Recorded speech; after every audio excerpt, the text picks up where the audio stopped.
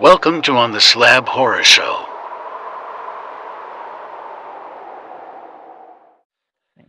Hello and welcome back to the On the Slab Horror Show, the show that we bring to you each and every Friday night. Why we do this on a Friday night? There's only one goddamn reason we do it on a Friday night. King, tell us why. Friday night is horror night. Woo! Well, actually, too fucking right it is. Every night's right. horror night for me, but Most nights are horror nights for me. but in the tradition of watching horror on a Friday night after 10 o'clock, here we are. Funny enough, I had to pull you up on something. Remember last week, on last week's show, you were talking about how we used to have Channel 4. We still have Channel 4. Yeah, but Channel 4 is not free anymore. You have to have Sky to have Channel 4. Ah, well, that's all channels now, except for It used to be a free-to-air TV on terrestrial TV. Yeah, so it's not free anymore. Technically, we still have it. I didn't know it's not. Yeah, that's well, you don't need to worry about that, Mark, where you are. So. No, we only have two channels, but yeah. One's for farming and one's the other one's which is just for the All Blacks, basically. Yeah, farming and what about the lily whites? The white ferns, Eddie. Sorry, white ferns. The lily whites are the English, man. We don't talk about them. Yeah, sure. That's their own problem. That's right. That's right. As you can see, the king is back. Yes, I am back after a long hiatus, but I'm back. But I've always been here because I've been editing the shows anyway, so I've always got my finger in the pie. Unfortunately, that pesky thing that we have called work shows up from time to time. Yes, but sure, hey, look, it brings the bread on table and all that crap, you know. For now, until we can't afford bread. Yes, getting there. But tonight, this gentleman has worked himself well into Hollywood's big name movies. From, would I be right in saying The Hobbit? Indeed, yeah. Absolutely. One that I watched there probably a couple of days ago. Well, by the time this comes out, it'll be couple of weeks ago. In The Tank, the newest release. Oh yeah, I haven't seen that. So that's just about. Has that come out where you are, or is it you just got a preview kind of? No, it came out where we are. Oh yeah. It came out it came out the 21st of April, I think. Was it? Of April. Yeah. So I've seen it. You haven't seen it. I haven't seen it. Yeah, so I have no idea. You know, I play this kind of winning, and then what I'd say, Jesus, it's hard to say. Look past, but without saying, probably the biggest horror of the year. Some people will say Scream. I would say this. It was till this came out. No, I'd say it's close in terms of the box office. Obviously, Scream is gone from the cinema, but in fellow Irishman's direct movie, what's the best way of putting it? Oh yeah, easy. The Evil Dead Rises. No other way of looking around it. I don't know where you were going with that. I was building the suspense. Not very well, but I did doing well. Mouth jumble, yeah. No, Evil Dead Rises was easily the biggest horror of the year so far for me. Well, I mean, it's it just as I was saying to you earlier, it's just hit that 100 million mark, so it's kind of one of the benchmark of those kind of big Hollywood blockbusters. I think it steps in there now. So yeah, absolutely. So congrats to all the team who've done that. It's quite a milestone for them. And I was just talking to Beth, Lily, the other night. She was in LA doing all the thing that you do. I've seen some of the photos. All right. Yeah. She's a good friend because she got caught in COVID down here, so we she stayed with us and my family. So yeah, we became nice. Mark, we've been talking to you there for a couple of minutes. We haven't even given you a proper introduction. My apologies. I was literally gonna go. Yeah. Now I can tell you. We're too excited about the show, aren't we? Yeah. Just calm down. Let's get the things right first of all. Okay. Hold on. Stop that. Who is this fucker? Who is it? Some mad boy. This is what King looks like when he shaves. This is actor Mark Mitchinson. How are you, sir? I'm very well, thank you, brother. Thank you. Yeah, good. Thanks for coming on to the show. Absolutely. Thanks for taking the time out of your morning, or is it just afternoon there for you? Is it? Morning, actually. Yeah, morning in New Zealand. Yep. Yeah. Looks like a nice day out there. Yeah. Yeah, actually, it's a bit miserable, but I've got all the lighting on, you know. It's like I knew it was coming on your show, so I pulled out all the stops. Good man. Got the missus on the roof, put the lights on, you know. The one show you ever need. Yeah, that's right. You heard it here. Absolutely. Mark, again, thanks for coming on the show. It's an absolute pleasure to have you on. Yeah. And of course, we're talking about the film that you're very associated with the minute, which is Evil Dead Rise. And your character, Mr. Fonda, was one of my favorite characters in the film. I must say, it was brilliantly done. And I was hoping he would actually not die. Do you get me? Spoilers alert. Well, I think it's one of those things with Evil Dead, when you read the script and you get to page 15, if you're not dead, you go like, oh okay, great, that's working.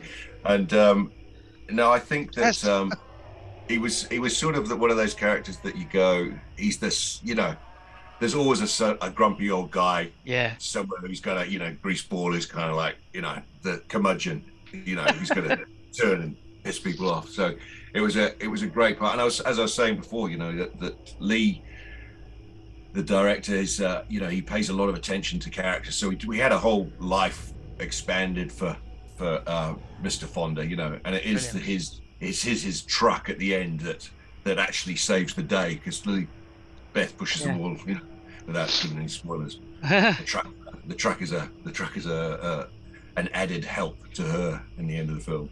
I love the fact as you were saying there, that there's a whole backstory to Mr. Fonda. Get its own movie going.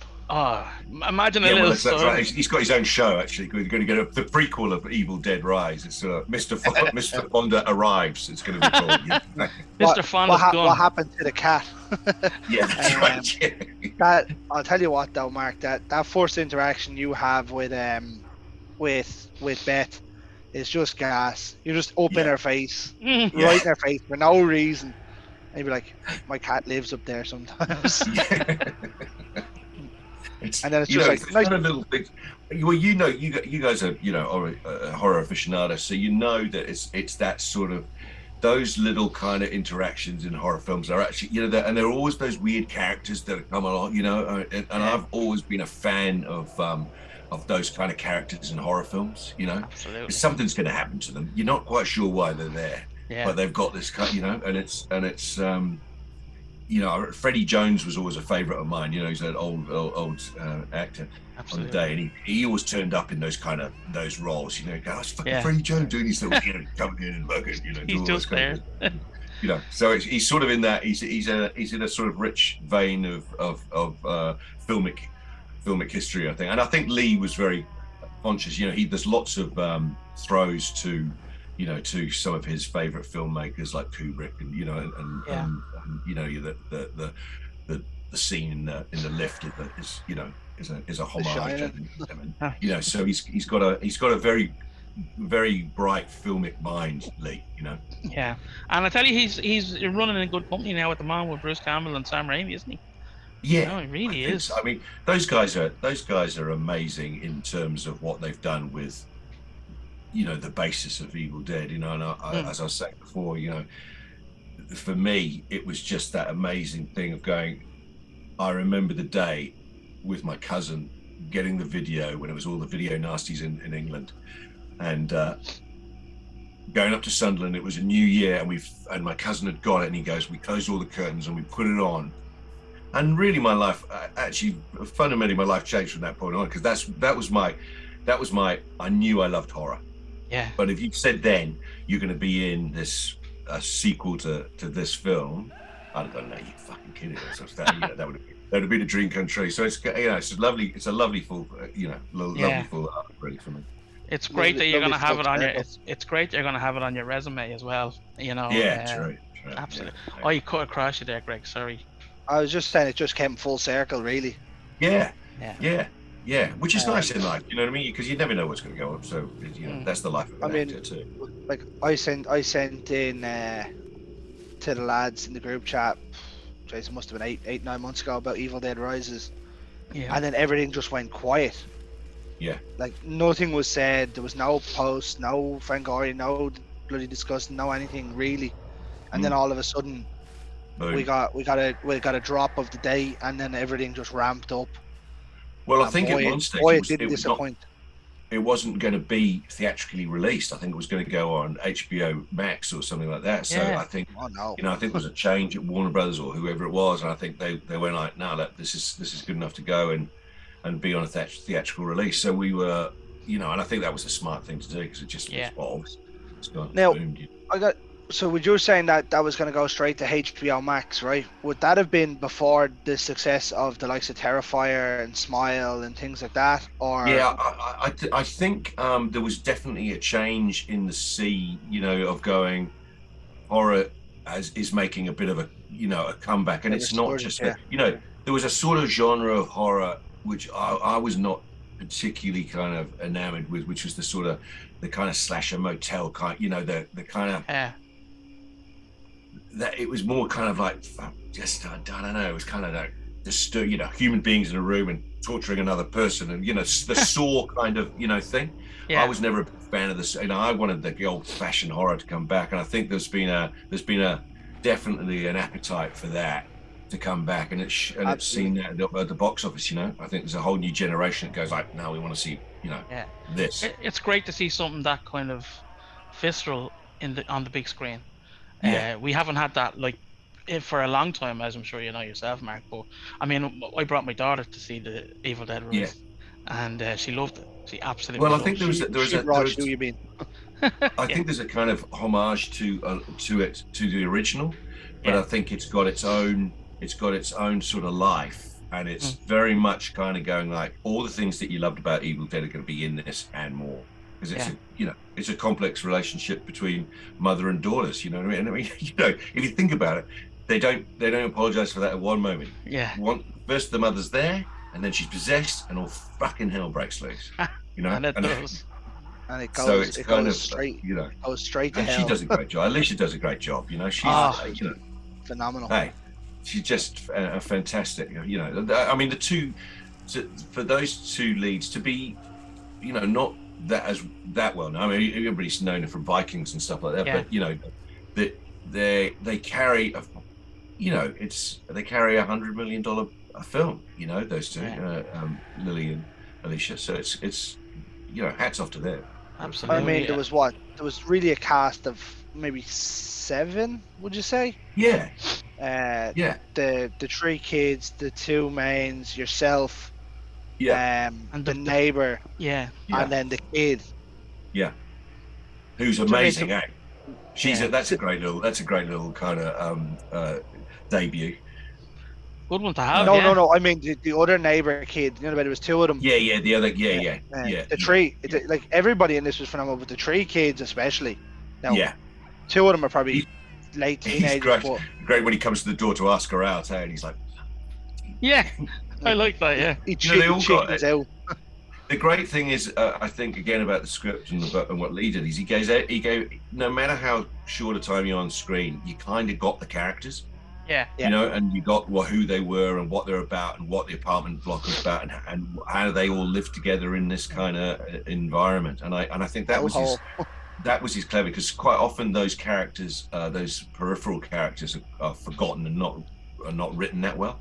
I think what Lee did was really meshed and gave them life and gave them and he brought everyone kind of in early, which I liked. It wasn't just when all hell broke loose, like you show up, like you see your man comes to ask her out, he has the brother with him, and then you show up and get in her face and be like, the cat lives up there sometimes and stuff. It was great, and it kind of gives you that kind of character, so okay, this person are close by, and they're the only other people on this floor. And that weird thing in the bedroom, where they're going like, she's dead, and they're all standing around the room going, no, what the fuck? She looks, what happened to her face? And it's like, all this, it's kind of, so it's you get their environment and the familiarity that they all live in. And then, of course, the madness ensues. All hell. But something, Mark? What I loved about the whole experience was, normally in modern horror, there's always a couple of, we'll say, side characters who are very, very fucking annoying. Yeah. Very annoying. Right. There wasn't one in this for me. I thought all of them were they were either like the two little kids that were asking your woman out, they were fine. They didn't bother me. The kids in the house were fine. Normally kids in horror films bother the crap out of me, you know what I mean? But yeah, like it was nice for a change to have every character not to be an asshole. Yeah, I totally know. There was that shtick in American horror films, especially, where there's kind of like there's always the arsehole. You know, I mean, I tell you, I was watching, God, what are they called? The one, Final Destination. The other one, and kind of final, and there's always arseholes in there. So you just kind of like wait for them to get. Sean William Scott was the asshole in that one. Yeah, totally. And and I agree with you. That sort of they were all characters that you kind of going like, oh well, this is interesting. Who are these people? Who are these? But like there you say about the Final Destination, like the one that we'll always go back to with not having any likable characters was that new Texas Chainsaw. Oh God. Yeah. Not one likable character. Yeah. Oh, sorry, that's not true. The mechanic was likable. Still. Well, that's good. That's a mechanical bit out there where you're going like, yes. Yeah, and then he gets all sorts of fucked up. But like this film, it just went from strength to strength to strength. And well, I'm glad you guys enjoyed it. That's great. I mean, absolutely. The book looked fantastic. Did you know also, like little trivia, I'm the voice of the priest. Oh, I thought Bruce Campbell was the voice of the priest. No, he says something like, "Oh, you can't do that" or whatever. But no, it's me. Daddy, that's even better. Yeah. So you've Bruce, got no Bruce idea. is in it, though, isn't he? So he's I'm the priest. And you beware the book of the dead. So I cannot open this. Deadly. Yeah, that's me. Yeah. Oh, so that's cool. That's cool to know. Yeah. So that was quite funny. I was going. You were double jobbing. Yeah, double job. Well, that'll be a Trivial Pursuit question, one day. It'll be like, who was the actor who was both the voice of the thing? Now, I would be wrong, but Bruce Campbell does have a cameo voice appearance in it, though, doesn't he? Don't know. Can't tell you that. Maybe. I don't know. Let's let people find out for themselves. Yeah. You were giving out about spoilers. He's definitely not. He's not the priest, because that's me. But I don't. He might. Bruce is always right. I mean, he was one of the producers. Although he didn't come over to New Zealand when we were filming here. But that's where it was filmed, was it? Yeah, we filmed it all over here. So that's nice. why. Yeah, there's a kind of New Zealand contingent to it. And Lily I was wondering. is Australian. Yeah, no, I knew that. Lily and Alicia are both Australian, so yeah. Because I always thought it was a weird casting with having her in Vikings. Yeah. She just seemed out of place. But now, I didn't really watch a whole lot of Vikings, but the episodes I did see that she was in, I thought she was very good. And then I heard she was the main in this. I was like, oh. Yeah. I think Lee was, he was keen to use people who are good actors, but not overly exposed, Yeah. But that's also like we've seen that with the 2013 one as well. They went kind of out of the mainstream, and it worked very, very well. Now people are being like, "Is this a reboot of that?" It's not. This is just its own movie. Yeah. And I think that was the important thing, to make it, to make it a kind of a totally new story. Yeah. The book is there. The book is the key to everything. I tell you, I absolutely loved how they found the book. Yeah. Yeah, it was cool. Yeah. Although I was very disappointed he did not go back for that pizza. That pizza was fine. Oh yeah, had the one. He just left it there. It fell on the slice. It fell on the box, mate. Just pick it up, you'll be fine. It didn't hit the ground too much. Yeah. Okay. But and he goes down, and then they find the altar and stuff. That was brilliant. Because I was wondering, I was like, how are they gonna do this? Like, how are they gonna, like, is it just because I knew it was set in an apartment block? I was like, you can't just go into an apartment and it's there. You know what I mean? That would be stupid. Yeah. But when that happened, I was like, yeah, that's very enjoyable. That was. Yeah.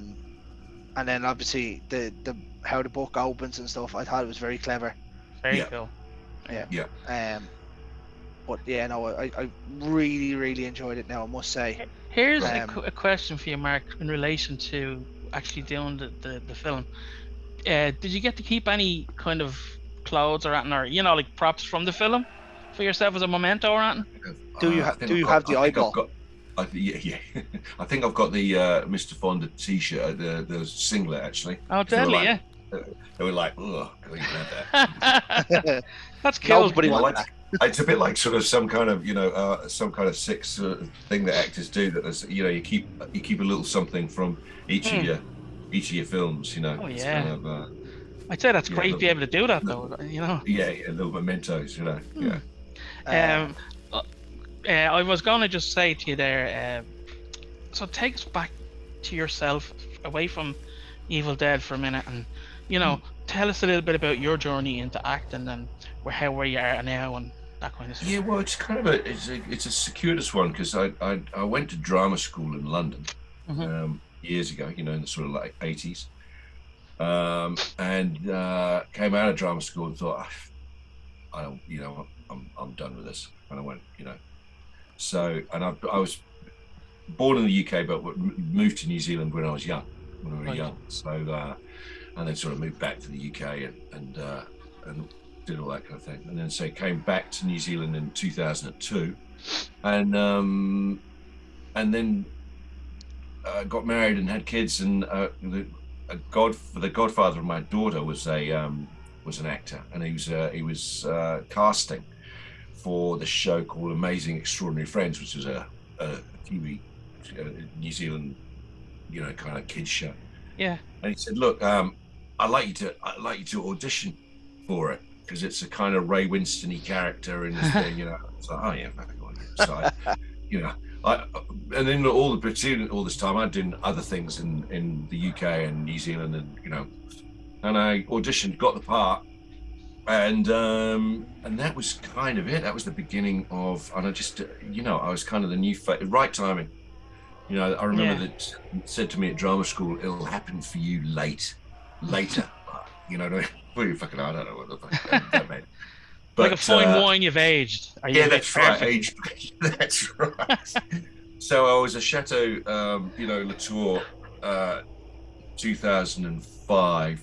And nice. And then I got it, and that was it. And then I sort of got this into the, playing that part. I think they kind of thought, oh, he's the kind of bad, the bad guy. So, and I got the series of bad roles and of bad characters, and then won a couple of Best Actor awards here in consecutive years, which was brilliant. And then and then sort of worked in Australia, and then The Hobbit, and then all, so it's kind of, I've been that, and I always really wanted to be the character actor, you know what I mean? My heroes in film were always the kind of, I remember Sam Peckinpah said there are lead actors, there are character actors, and then there are the ones that I like to work with, and I was like, yeah, that's what you want, you know what I mean? You kind of go those kind of Warren Oates, Ernest Borgnine kind of, those nice.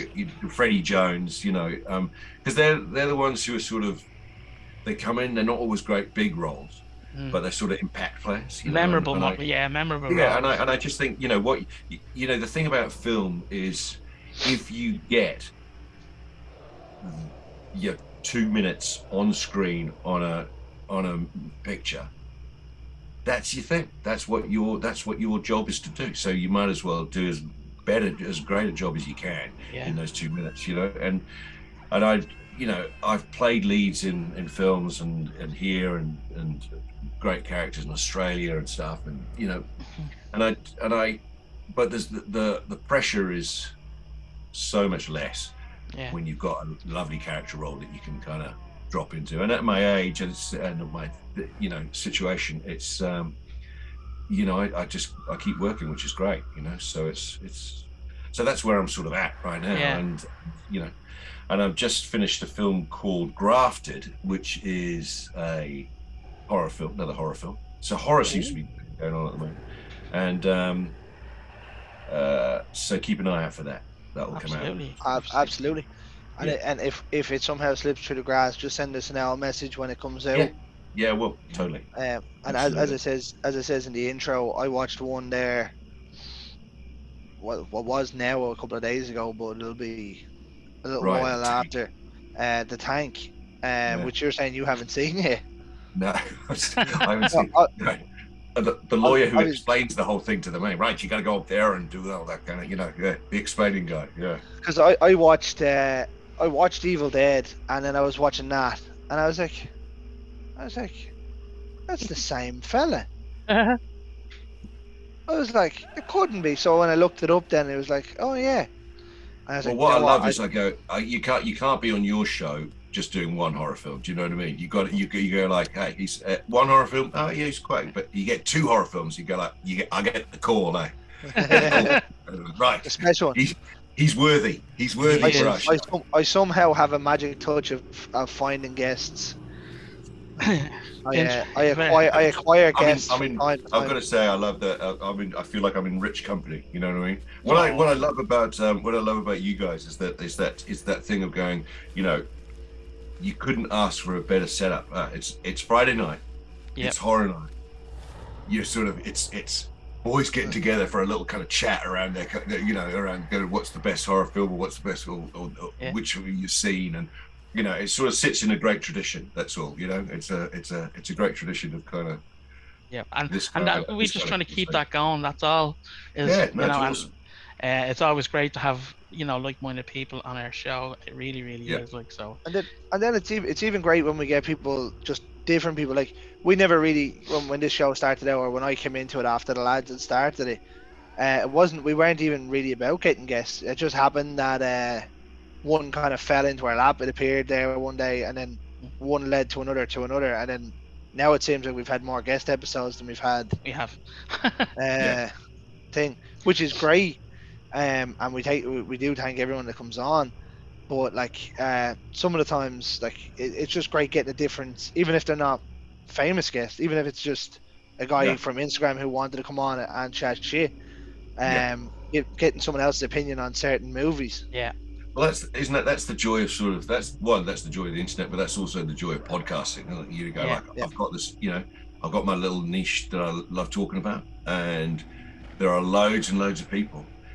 When I was talking to Lily about South by Southwest, the festival down there, she goes, once they heard she was in town, all the Evil Deaders came out of the woodwork. And suddenly there's like 2,000 people kind of wanting to get, to get to meet her and stuff.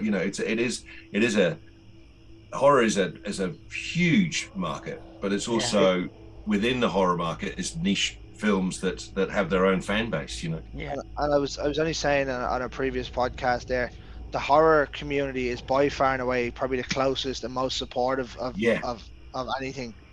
Like people will say Star Trek and Star Wars and stuff, but I don't think so. I think horror definitely. Like you think about it, will a Star Wars person watch a bad Star Trek movie? Probably not. Yeah. Right? Will a horror fan watch a C-rated or D-rated horror film? Absolutely. Totally. Yeah, totally. And find joy in it, because there's all kinds of things to get from it, Like I always put it up that like the Wrong Turn franchise is one of my favorite franchises, and like apart from the first one, they get progressively worse, but I love them. I still love them though. And like you'll always find horror fans like Carl there has that crappy one, American Werewolf in London. Yeah. Cheeky fucker. I had to slide that one in. But the thing about American Werewolf in London is one, great soundtrack. 2, Jenny Agutter. Oh, beautiful. What a woman. I mean, he gets it. Be Still My Breaking Heart. Absolutely. And 3, one of the first really great transformations of Guy into werewolf. Everybody went like, "That's awesome!" That scene. 2, but I believe Moon Dance by Van Morrison. That's the one. And that was Rick Baker at his finest, roaring best, wasn't it? Absolutely genius. And that I don't know. The other actor went on to do. He kind of produces now, and was in. Griffin Dunn. He went on to the other guy. I don't know what did. But you see, David there's some great cameos of English actors in that movie when they all go to the pub. The pub, when he yeah. goes, you know, That's right. Rick Mail is it's- there, and Brian yeah. Glover, and Brian I Glover. can't remember the other fella's name, but he's in loads Yeah. of things. He's Yeah. yeah, it's very cool actually. You know, I love those guys. I love those. You know, it was a great tradition in those kind of English films, you know, of those kind of actors. Absolutely. Greg, You know. ask Mark our question since we're talking about one of the films. Go on. Grant, Mark, your creature feature fan? Creature feature. Yeah. What's a creature feature? What do you mean? What's that? Like werewolves and Yes. and anything. Yes, like, I was in. What's the one with? I was in bloody the werewolf one. You know, the one with. Come on. I'm on it. I'm going to IMDb here. Underworld, come Rise of the Lycans. Yeah. Oh yeah. I was in the carriage and I get pulled out of the carriage by the one with yeah. I didn't meet her. It was the only one without Kate Beckinsale. Kate Beckinsale. Oh. Yeah, 4. You lost out there. Yeah. 3. No, 3 is the only one I think that she wasn't in. 3. I was in 3, and it was the one with Bill Nighy. Yeah. Rise of the Lycans. Rise of the Michael Lycans. Sheen was in that as well, wasn't he? Michael Sheen. Yeah. Well, I didn't see him, but I'm basically we're driving to the upper class family driving towards the castle and get attacked. Boom! I get pulled out the top of the thing. So that's 3 horrors now. That's Rise Brilliant. of the Lycans. You're flying now. I know. Fucking now I'm flying, mate. I'm royalty on the show. Damn right. I would have said 4. The Tank is a horror too. Yeah, true. The There Tank we is go. a horror. Yeah, and then with Grafted, that's the golden 5. So, You're damn right. Yeah. Absolutely. You're You're royalty on this show now. And I know it's not horror, Right. but like as much as a lot of people didn't really like The Hobbit was still part of one of the biggest franchises. Oh, absolutely. Yeah. It's a tricky one, The Hobbit. After Lord of the Rings, which was such a It was impossible. phenomenon. Yeah, I think so too. And The Hobbit was well. They're okay. I mean, they're not. I've seen worse. Yeah, That's it launched Luke. That was his big sort of breakout Luke Evans. movie. Yeah, Luke Evans. Yeah, who was He also went on to have a really good portrayal of Dracula. Oh yeah. What did you think of him in Dracula? He was I brilliant. thought he was brilliant. Yeah. Yeah, I thought so too. I thought that was quite a good film, actually. Yeah. It was a very different take, wasn't it? Yeah, I thought so. Yeah. It worked. It worked. For I us. watched recently the Coppola. You know, went back to. Oh the yeah. original. Yeah. That's Very so. good. For me, Gary Oldman is just phenomenal in it. Yeah. For me, that's the best Dracula. But like the other 3 they're all different kinds of Dracula. See, for me, my favourite Dracula was Christopher Lee. Oh yeah. Yeah. And now Can't go wrong there. You have to go right back to Hammer horror. Yeah. Hammer Proper horror is horror. for me. The Dynamo would love you for that. My favourite is Nosferatu, I have to say. Oh, I absolutely love Nosferatu. the original or the Wim Wenders one? The original one, you know. Yeah, right. So there's if you see the no, not Wim Wenders. It is. Klaus Kinski, is it? Yeah, it's the Klaus Kinski one. Yeah, that which was good as well. It was good, but It was Wim. No. Klaus Kinski and oh god, my mind's gone blank. You've stumped them here. Yeah, I can't remember his name. Oh, but it was the original one for me that's my favorite. Although I do love, and Greg knows this, my kind of vampire is the ones from 30 Days a Night. I love that. Which was filmed here. Was it? I didn't know that. Yeah. Wow. You didn't manage to get into that one though. And again, another Rob Tappert film. Right. Okay. Josh Hartnett was brilliant in that. Ben Foster was brilliant in that. Actually, just everybody was brilliant in that. Yeah, and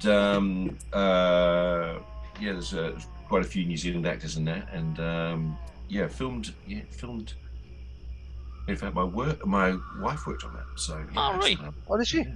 Very cool. Awesome. Dan, Who did you get her on? That's right. Yeah. Mrs. Come meet the lads. Yay! What was I going to say to you? Yeah, there was another one from your neck of the woods, Black Sheep. Yeah, my mate was Peter a kind Feeney, the guy I told you, the guy who gave me who auditioned me. He's the lead in it. Right.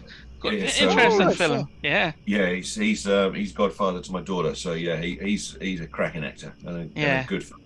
That was a good film. A good bit of crack that was. Yeah. Yeah. Well, it sort of takes the piss a bit of New Zealand, and it kind of, and it's. I always like the horror films with a bit of irony. I mean, that's why Evil Dead Rises.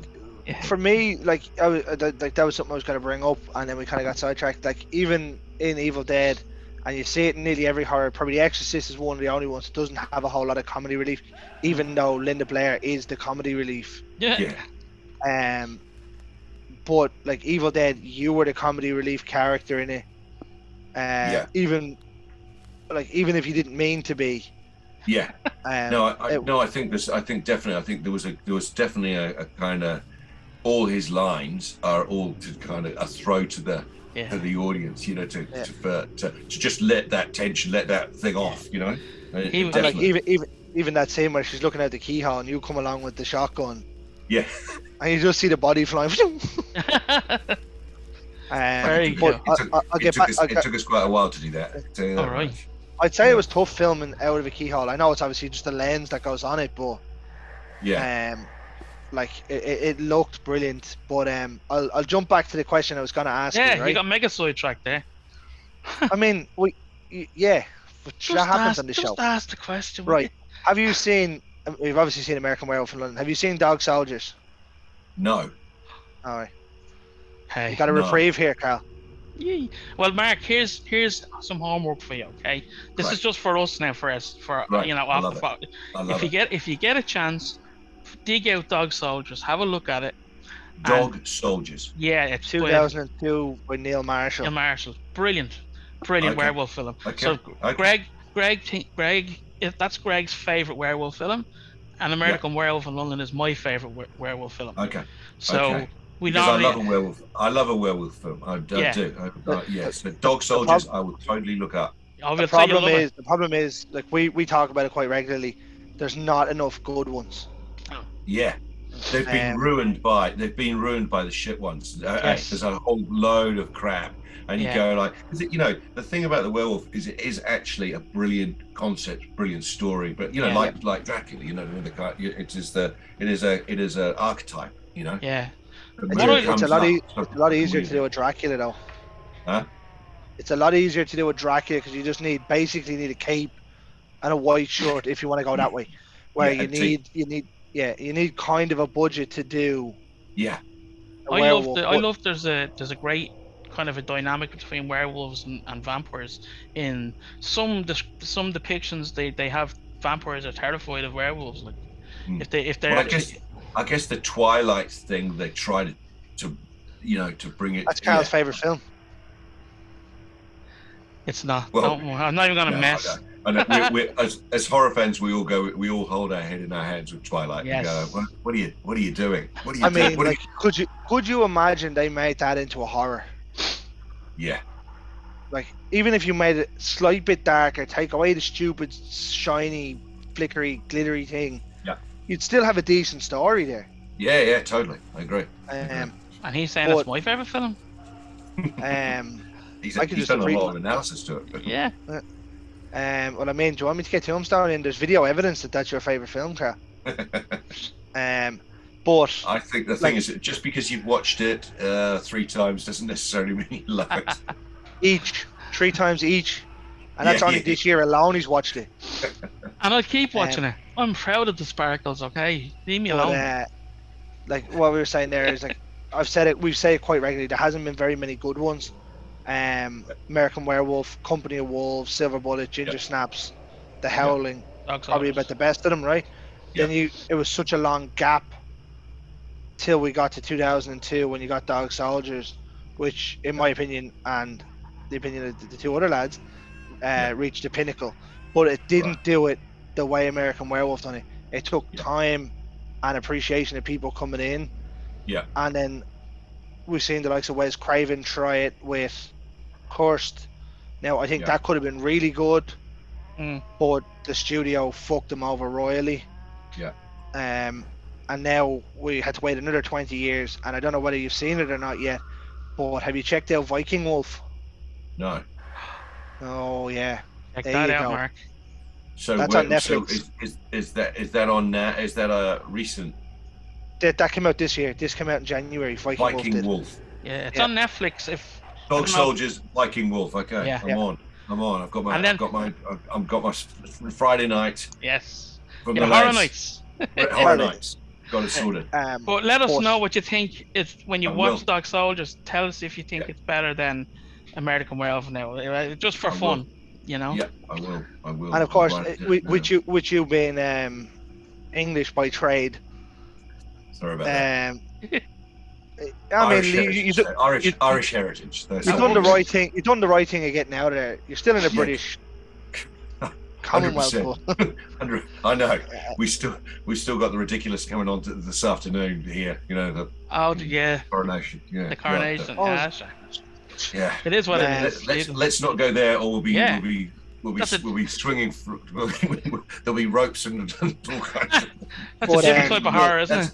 That's a horror that needs to be sorted out. But what can we do? You will quite find yourself drawn to Dog Soldiers because obviously it's an English. You get the humor in it as well. An English. Made movie as well. Obviously Neil Marshall was from Newcastle. Yeah. Which is a shame as well. But sure, look, we won't say much else. But I'm a Sunderland man, so Newcastle is my arch kind of. Oh yeah, your arch enemy. Sorry about that as well. Yeah. Mark, we've been having a fantastic chat. We could chat all day. But what I do want to ask you, just because we're going to wrap up in a minute, if that's okay with you. Don't rank them around, but give us 5 of your favorite horror films that you absolutely love. I'd have to go. So this is just for me because it changed my appreciation of the jump scare. So number 1, Halloween, the original. Yeah. Brilliant. 2, The Exorcist, because it was just like fucking next level. Crazy. He's a great director. You know, Friedkin's a brilliant director. It's one of those movies that's just hard to watch, though, isn't it? Yeah. Because there's no light-heartedness in it at all. It's relentless. It's relentless, and there's no. But number 3 goes Evil Dead. Lovely. 4, I'd have to say American Werewolf. Lovely. Yeah. And 5. Let's go with it and see if he makes Carla really happy, man. 5, I would have to say Alien. Oh, okay. Very cool. That's the first time Aliens made anyone's list, I think. Yeah, because I go, Alien horror film, Aliens action movie. Sci-fi. Yeah. Sci-fi. Yeah. So same way. Terminator horror film, Terminator 2 sci-fi. Sci-fi. Yeah. And correct. There you have 2 of the best sequels ever made. Agreed. Absolutely. Yeah. Apart from The Godfather, which is probably, we're not different. Well, then again, show. it's not often you get sequels of horrors that were kind of done in a different aspect. So obviously both Ridley Scott and then both James Cameron, right? Yeah. So he kind of pulled them out, and Yeah. No, I think for me, Terminator wasn't James Ridley Scott, was it? Terminator was both James Cameron. James Cameron. Yeah. Ridley Scott. Yeah. Ridley Scott, Alien. Yeah. Cameron, though, I think has created probably the best sci-fi sequel, probably the best sci-fi movie ever in T2. But that's for a different thing. Now, I know people. I know people that have Terminator 2 as a horror as well. So. Oh no. Yeah, right. It's just like an action sci-fi, I would say. Whereas the first one is a horror film. I love the first one. Oh yeah. Never gets old. Yeah. Well, it's been a pleasure, gentlemen. Absolutely. Mark, we appreciate you, and if you ever have the time or want to, you can come back on absolutely anytime and just. Love to. Yeah, well, I'll tell you what, if graft is any good, and we hope it is, touch wood, boom. I'll see you there. No, we hope it is. When it is. When it is. Yes. Nice. Absolutely. Lovely talking to you, lads. Thank you very much for coming on, okay? You're welcome. Before you go, let's just do the sign off. And Greg, you did a sign off me there. Go on. Time to shine, lads. Go on, son. Right, lads. It has been your Friday night. It's been an absolute cracker again tonight. But let's finish this the way we finish every Friday night. In the words of the great George A. Romero, ladies and gentlemen, stay scared. Woo!